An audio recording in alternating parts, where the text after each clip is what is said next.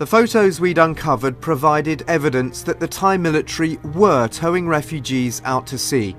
Our sources stressed they did give these men food and water.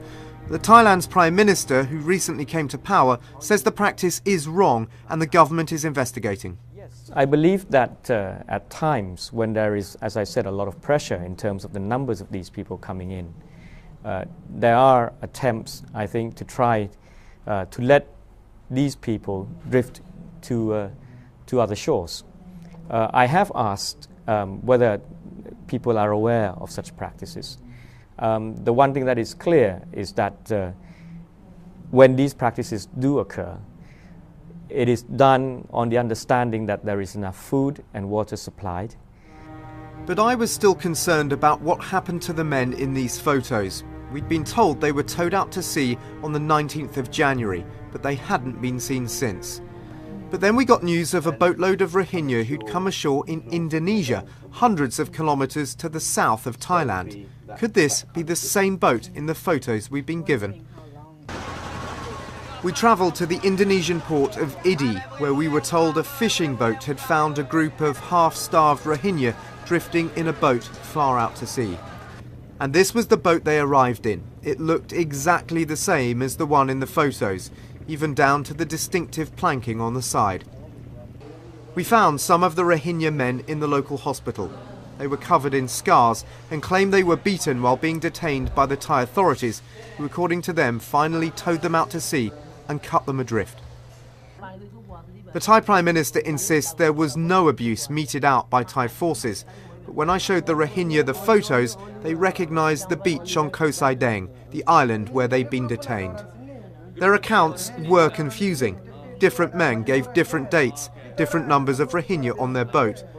But all the men we spoke to claimed they'd been beaten in Thailand, and all indicated they'd been towed back out to sea. Rahmat Ullah spoke Malay and appeared to be a sort of leader of the group. He claimed 22 men on the boat died. No engine, no water, no food. He told me their situation was desperate. Somehow he fell overboard but was rescued by a fisherman. He says, "I'm very grateful. If it weren't for him, I thought I would die in the sea." Muzakir is the fisherman who found him, by chance, 100 kilometres out to sea. He says, "When I first spotted him, I didn't think it was a person. I thought it was a fish or some sort of rubbish." Rahmat was so grateful because Musakir not only saved him, but also found the refugees' boat and towed them all to shore. Rahmat, like the others, knows they almost never made it. But after we left, an aid worker who works with the Rohingya showed us evidence that suggests Rahmat may have been more than just a leader of this group. The aid worker, who declined to go on camera for fear of being unable to return to Myanmar, claims several Rohingya recognised Rahmat's photo and insisted he organised their escape by boat, that he was part of a group of people smugglers who charged these men hundreds of dollars to escape Myanmar. Rahmat says he has no connection to people smugglers, he was just seeking a better life. But Indonesian investigators are looking into who organised the boat. The Indonesian foreign minister says there's a strong assumption that these men are victims of people smuggling. Trafficking in persons atau people smuggling. The UN's refugee agency confirmed many Rohingya are persuaded to board boats by unscrupulous people smugglers. There are actually brokers who go around soliciting for people to get on these boats, and the brokers paint, wonderful pictures of life in Malaysia, because Malaysia is where they're usually trying to get to. They paint wonderful pictures of how life is in Malaysia. You can go there, you can work, you can earn money, send money home to your family, and a lot of people fall for it because they're just so desperate. But all too often the boats the smugglers use are ill-equipped for long voyages. This footage, taken by the Indian Coast Guard, shows what appears to be a group of Rohingya being rescued off the coast of the Andaman Islands. These refugees, like other groups, also claim they'd been abandoned by the Thai military. The condition of those men on that boat, who had been at sea for about 2 weeks, was truly horrific. You know, these men were in, they were skeletal. You know, their boat was on the verge of sinking. It was filled with, you know, human waste and seawater up to their hips. You know, I mean, that someone would put someone in at risk of that sort of treatment is, you know, beyond belief. With such terrible risks faced at sea, I wondered why the Rohingya kept taking these boats. Surely word must have spread that these journeys were simply too dangerous.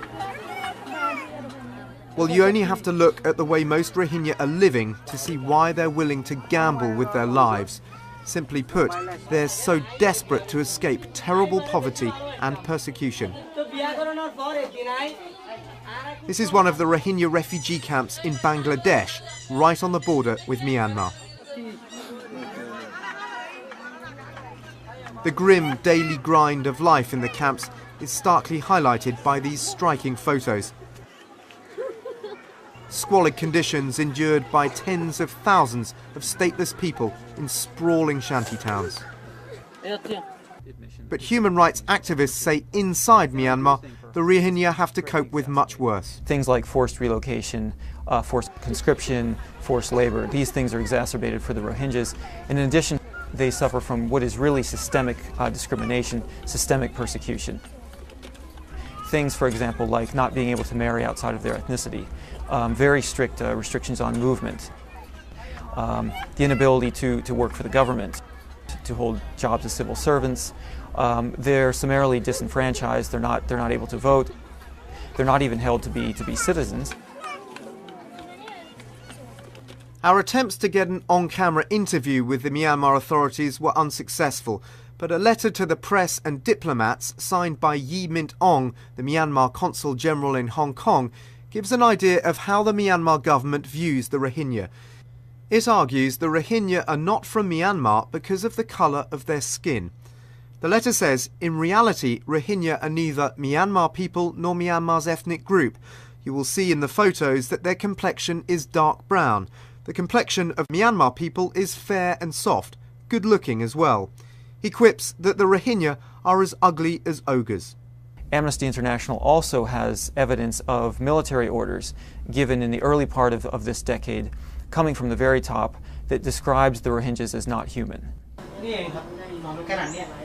It's that kind of endemic racism that drove Abdul Karam to flee Myanmar. He lives in this tiny room in Bangkok, one of the estimated 20,000 Rohingya who's escaped persecution to make a new life in Thailand. He works selling flat bread. Abdul says life here is immeasurably better than it was in Myanmar, where he says his land was taken by the junta and where he claims soldiers forced him to work without wages and beat him. He says, I was not able to walk because of being too exhausted. I thought I would die, definitely. First the guy beat me, and then he used the bottom of the gun to hit into my face. I became immediately unconscious. We could not independently confirm his claims, but he did show us this scar he says he got when he was beaten by soldiers in Myanmar. The junta has refused to comment on the claims. After the break, we find out how new boatloads of Rohingya are now being treated differently, getting their day in court rather than being handled by the army. And we hear more from Thailand's Prime Minister, who's leading an investigation into the treatment of the Rohingya.